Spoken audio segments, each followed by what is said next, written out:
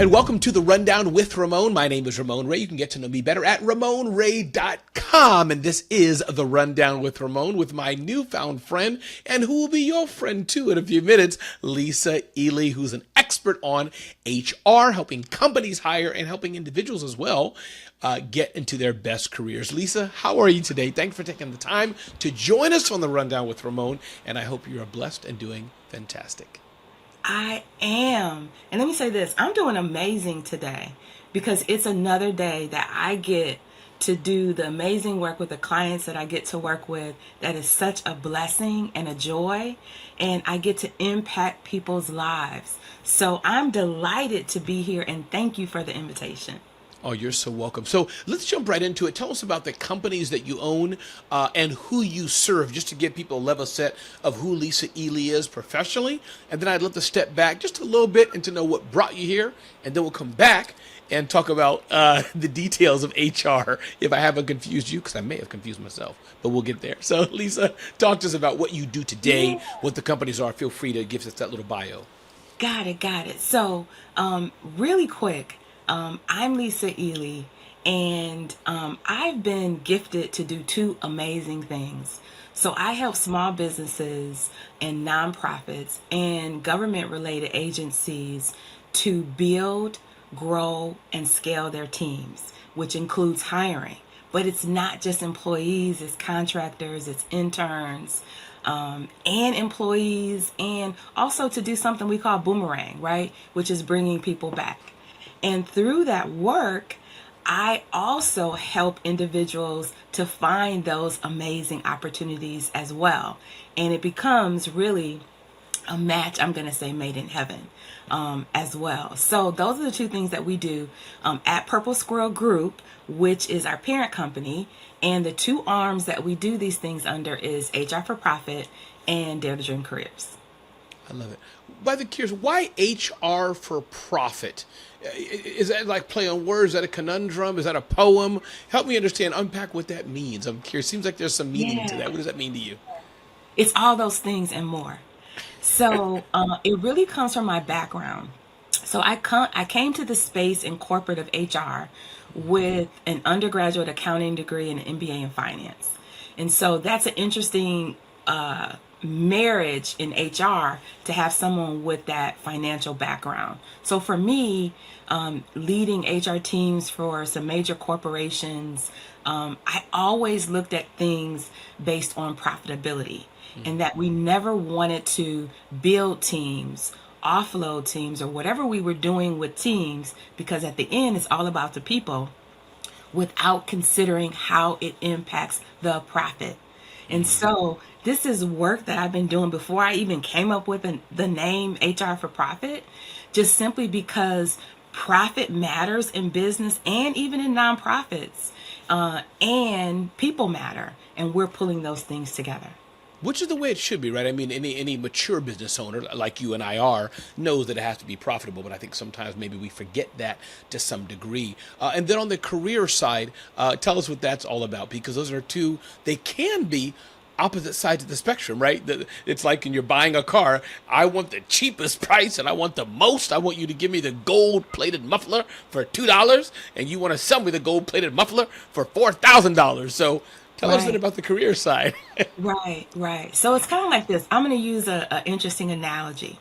Okay. So if I were selling you a Mercedes, and I said, I have a Mercedes that's $40,000, it's used, and I have another Mercedes that's $5,000, it's used, you're going to think automatically, right, that there is something wrong with the $4,000 Mercedes.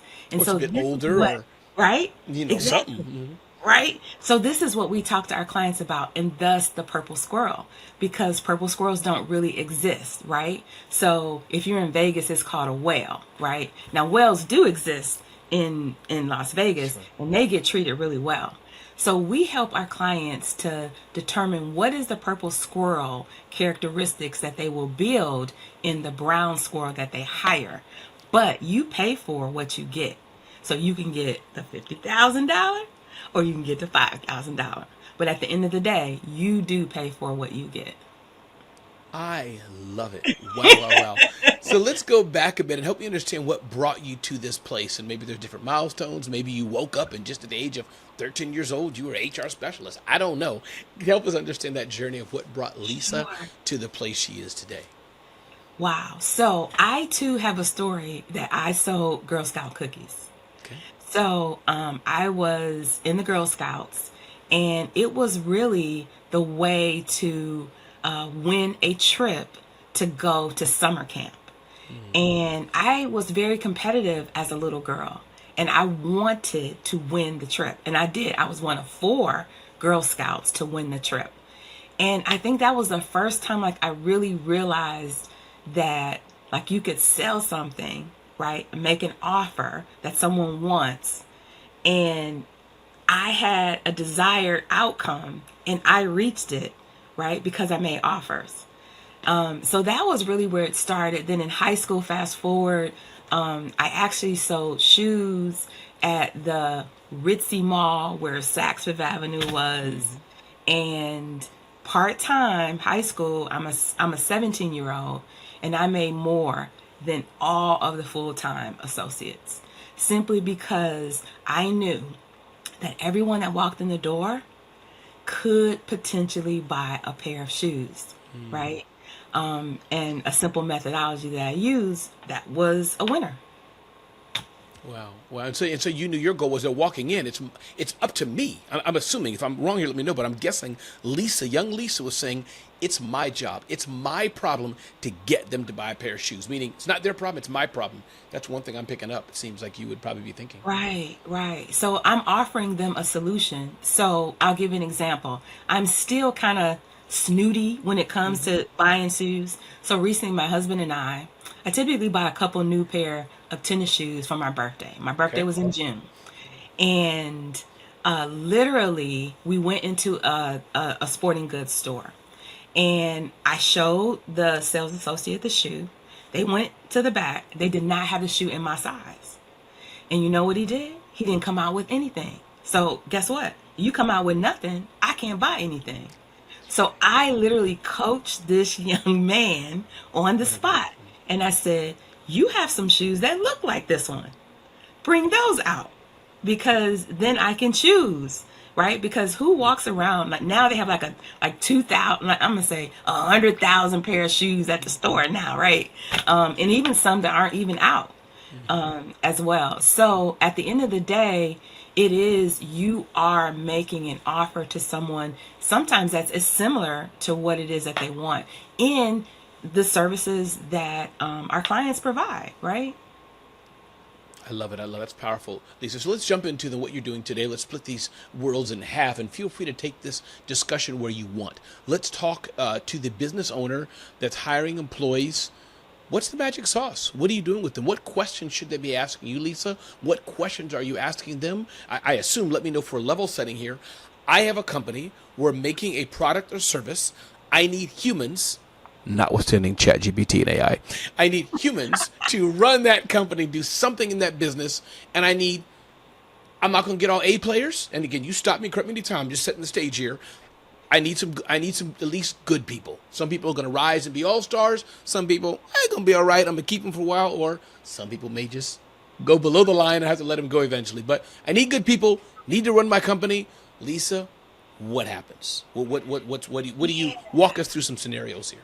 Yeah, so I'm going to tell you the first scenario really is the first part of it is, you know, an organization, leadership, CEO of a small business or larger business needs to understand how they make money and how they lose money. Those are two critical kind of like anchors. And then the second part of that is being very clear on your mission and your values, right? So why does the organization even exist, right? Why did you slap this name, file all the paperwork, all the things, right? Get a bank account, all the things that businesses small and large do, right? And making sure that you have clarity on that. Then we overlay that with our 4C framework, which is literally walks through connection, clarification, culture, and compliance. And so really understanding how are they operating those business under those four areas. And then for good measure, depending on the organization, we add a fifth one, which is creativity, which is also innovation. And that's where things like ChatGPT comes from. And how do you use that creatively in your organization? Because we've got to be constantly innovating. So hopefully, does that make sense? It makes perfect sense, and I'm curious. Let's dive a bit deeper, talking about the hiring side of it. So I have a car dealership in Virginia. We need 3 people for our sales team, 3 people for our service team, 3 people for our front desk, 3 people for whatever. I get it, Lisa, that I need it for the executive team, all the fancy stuff you just said. I get it. But I just need a body to sit in the front seat and smile and greet people. Do I have to have all that just for that role, Lisa? So the biggest and the most important thing I'm going to tell you is values. The values must be in alignment. And I'll give you an example. I love the example with a car, right? So again, why does this dealership exist? So are they selling new cars? Are they selling used cars? Okay, we're selling Right. used and new. Bulk of them are used cars. Got it. So that's probably a different level of and type of clientele that is investing and purchasing that type of car. And where do they sit in the marketplace as well? And what are their values? Are they trying to push the $50,000 Mercedes or the $5,000 Mercedes, right? So the values question is probably one of the most important things, because you can't train values. You can train compliance, values align with culture. And if a person just doesn't have it, it is the hardest rock to push up the hill. So that piece is it's a showstopper. I believe you could take someone with the right values and you can turn them into the best salesperson that will kill selling a $4,000 Mercedes or a $50,000 Mercedes, as long as their values are aligned, if that makes sense.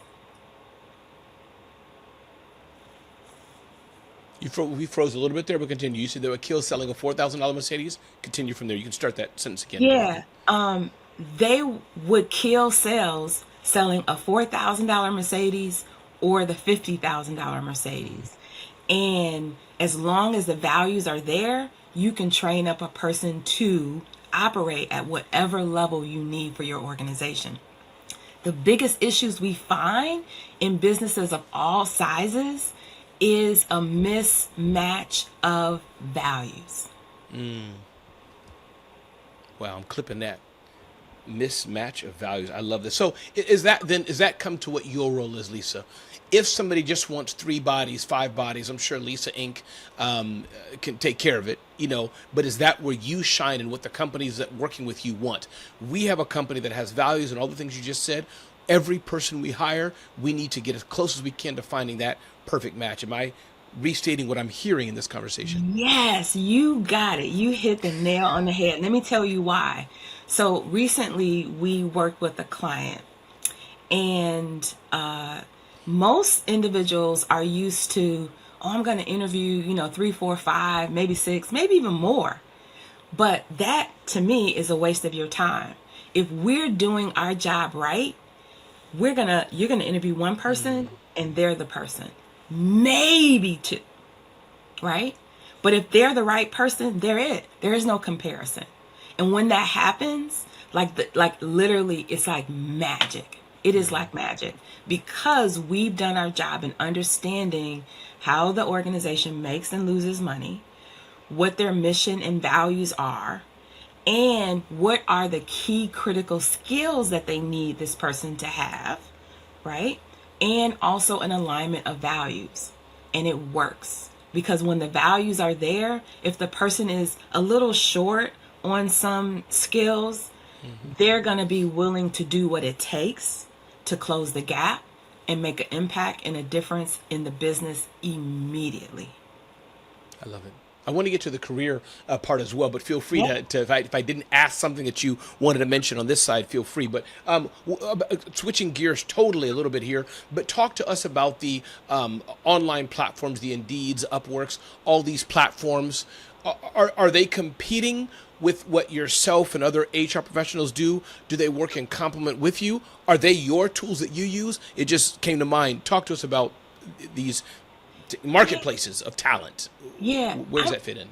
If I could be honest with you, Yeah, if I only had one tool that I would recommend a job searcher, a dream career searcher were using, it would be LinkedIn, I agree. right? And before we go on, I meant more so the company hiring. In case you've Okay. changed your point of view, the company hiring. I'm hiring people. Sorry, that's that. Just to clarify that one. I'm gonna say, I'm gonna say the same thing. Same one. Okay, It would got it. be Okay. LinkedIn. Yeah.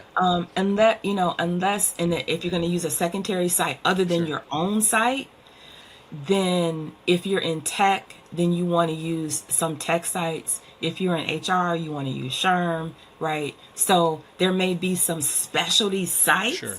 that you select, but I'm going to tell you, you can win with just LinkedIn I agree. That on rhymes. both That's a sides. T-shirt.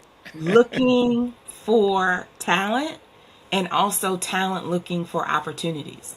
Like you really don't have to go to a lot of places. And if you were to go anywhere else, you literally can just improve your SEO presence from your website so that your position, the person can Google it or Bing it or whatever, right?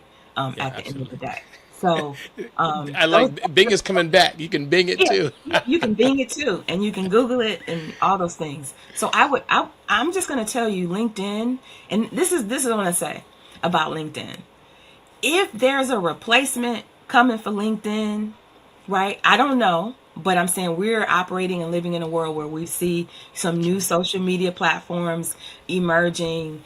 We see less use of certain platforms that were, like Clubhouse over the last 3 years was really, really big. It's not as prominent now. So who? I mean, we don't know, but I'm sure that there is someone out there right now that is has a target on LinkedIn. But when it comes out, this is like advice from someone who knows. Be an early adapter because LinkedIn really is prime for competition.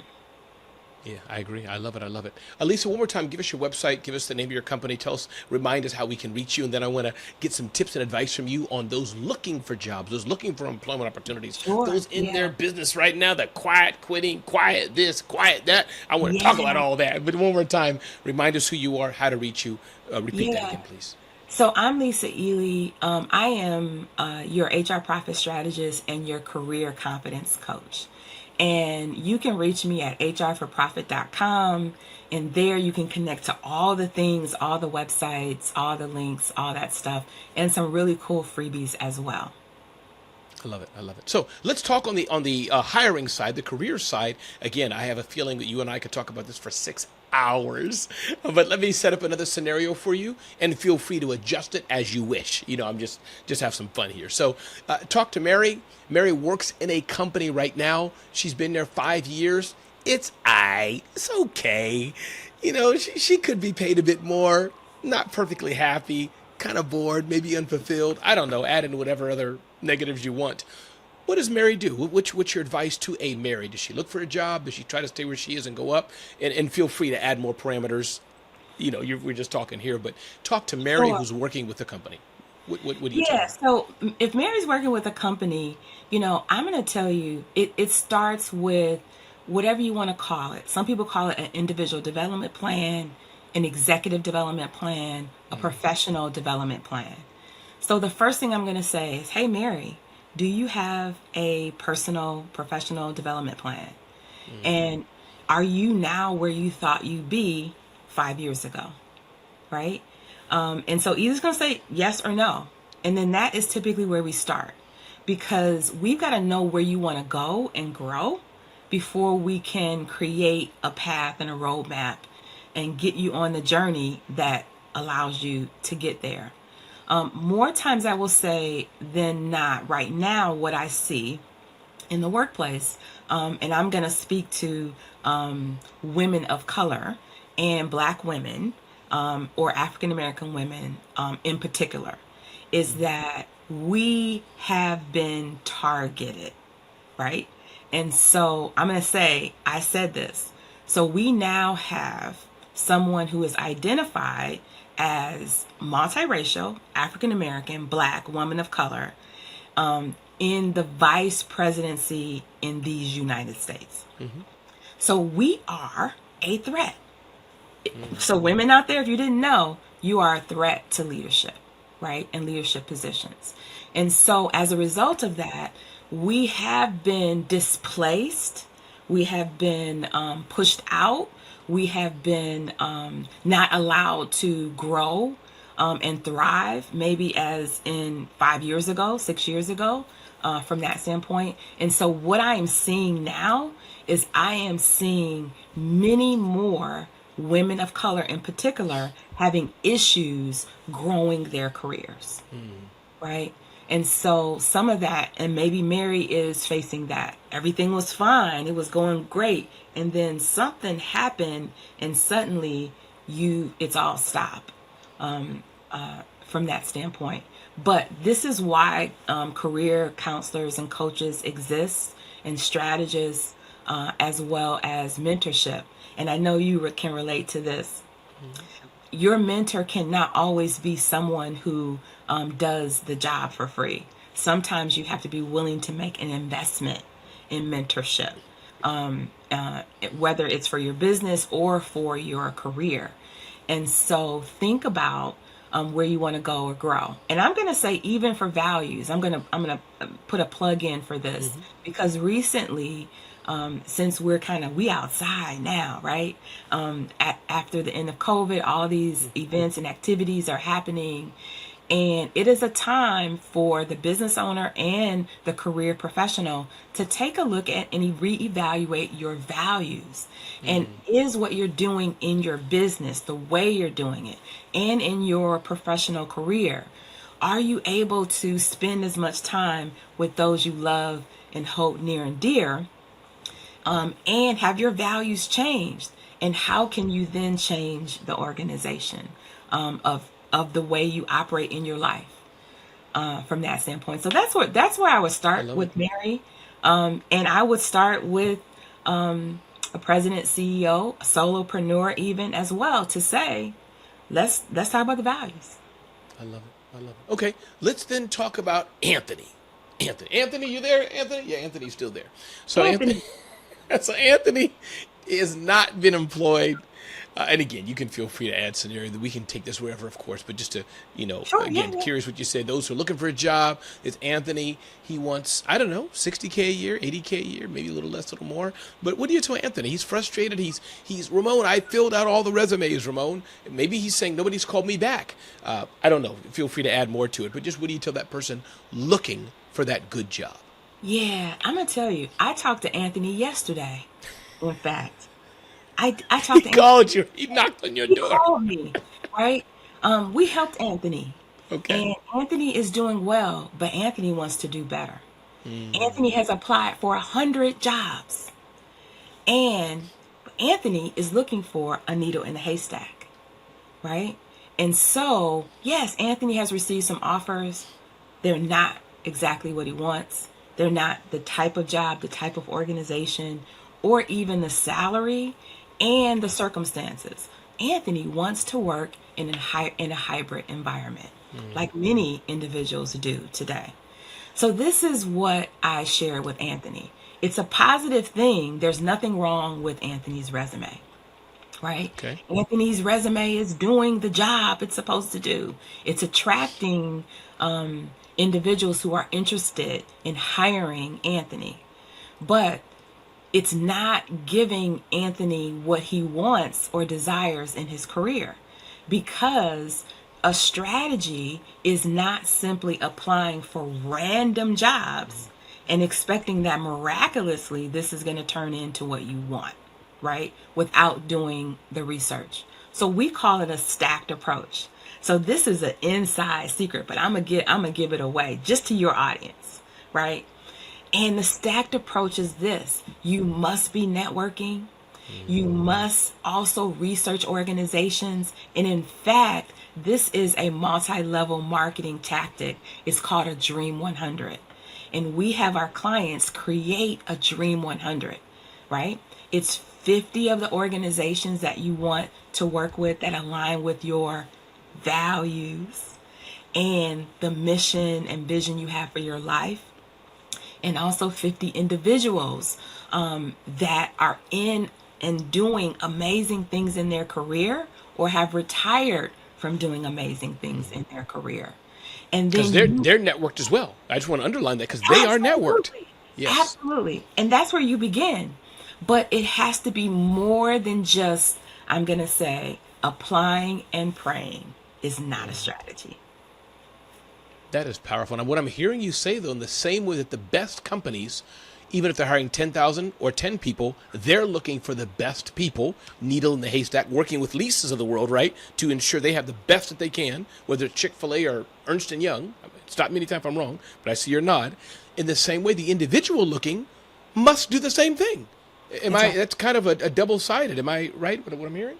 You're absolutely right. But let me say this. So this method works whether you're hiring an intern for the summer, you're hiring a freelancer, a contractor, a part-time employee, or a full-time employee, right? It works for all of those things. And you should be using this method for those other types of hires as well, because they're all part of our team. They're all impacting our values, our mission, and more importantly, our profitability. I love it, Lisa. Wow, that is powerful. That is powerful. What questions have I not asked you, Lisa? I'm sure I have not asked you 497, but if you could just limit it to one or two. What questions have I not asked you that you said, Ramon, I really want to touch on this before we end? And this has just been a great discussion talking about Lisa Ealy here, who helps people with their careers and who definitely helps people, also helps companies who are looking to hire. And I love how you talked about values, you talked about alignment, and that you focused on profit, which I think has been powerful. What else have we not touched on Yeah, that's important, Lisa? that's a great question. You touched on some really, really great things, but I want to talk a little bit about innovation Please. because, Chat GPT is like a thing and it's like but we know AI has been here, right? Like it's not new. It's just suddenly we're talking about it. But this is the thing. When you talk about innovating in this space related to people, I'm going to give you three things, like three insider secrets that Okay. your audience can use like right now. So if you have a team, ask them what they want, right? Ask them what they want. Run the numbers. Can it happen? Can you do it? Right? Is it possible? Number two, think about making sure every role and responsibility and also how you pay your team is directly related to profitability and create incentives. And then the final thing is be innovative with time. So we've heard of organizations with unlimited leave, unlimited flexibility, 4-day work weeks. I attended a TED talk a few weeks ago, and they even said stepping down from a 5-day work week to a 4-day to a 3-day work week. And so figuring out if the person works 3 days and they work longer, can it work? If they're offshore or other things. So be willing to be innovative in how you operate your team and really watch productivity increase because your team's going to tell you what they want. Yeah, you're right. If you don't ask, I mean, that's like a relationship, right? That goes for my own marriage. Honey, what am I doing wrong? What can I do better? They'll let you know. Lisa, one more time. And I do this, Lisa, because people are forgetful. People don't write things down. They don't want to go backwards. One more time, tell us, Lisa, how best to reach you. And feel free to anything else you wanted to share with the Rundown with Ramon audience. Sure, absolutely. So I'm Lisa Ealy. Again, I'm your HR profit strategist. It's all about team and your career confidence coach. You can reach me at hrforprofit.com. and get some cool freebies there. Connect, chat. Would love to hear about your dream, right? And we can make it happen. Appreciate you, Lisa. And again, this is Ramon Ray with the Rundown with Ramon. You can get to know me better at RamonRay.com or look on YouTube, look on Facebook, look on your nearest fax machine. I don't know, wherever you like to look. I produce a lot of information to help you build your business or live a better life and bring you amazing guests like Lisa Ealy. Thanks, Lisa, for being with us today.